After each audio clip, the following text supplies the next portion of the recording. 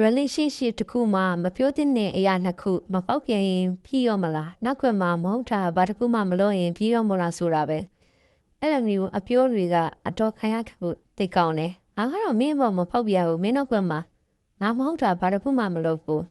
ငါဘလို့ပဲနေဘလို့ပဲထိုင်တာဘာတွေပဲလုပ်လို့ဆိုပြီးအချူးရောလာမလုပ်နဲ့မန်ကရီဆိုတာပြဿနာတတိလေးကအစကိုချစ်တဲ့သူကိုတိုင်းမရင်ရတယ်ချစ်သူစီကဖိမဟုတ်တွေစိတ်ဖွားတွေကိုလူချင်းရတာကြီးပဲဒါကိုယောက်ျားလေးအများစုကငါကအလိုမားတာပဲငါဘလို့ပဲသူ့ကိုကိထောက်ပြထားသူကတော့စိတ်ဆူစိတ်ကောက်လဲအချိန်တန်ကောင်းကောင်းပါပဲဆိုပြီးပြထားလေးရှိကြတယ်relationship တစ်ခုမှာမတည်ငြိမ်ခြင်းကအဲ့ဒီအားစားတာပဲခုရပါတနာကိုဖုတ်ဖို့တဲ့နဲ့ဆက်ဆံပြီးမိတာမဟာနာက24နာရီကျော်လားသဘောတစ်ခုက24နာရီလုံးအလုပ်တွေလုပ်နေရတာလားထမင်းစားခြင်းရေတောက်ခြင်းရောမရှိကြဘူးလားအဲ့ဒါလို့ရှိနေကြတဲ့အချိန်လူမှာတော့ခုရဲ့ကောင်မလေးကိုစာလေးတစ်ကြောင်းအုံးရီတကောဆက်လို့ရတာနေတာပဲမဟုတ်ဆိုတာကောင်းစင်မတက်နဲ့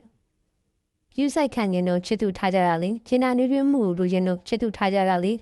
မေတ္တာလူချင်းတို့ချစ်သူထားကြတာလေအာရချင်းကုန်ခံပြီးစိတ်ဝင်မှန်ခံပြီး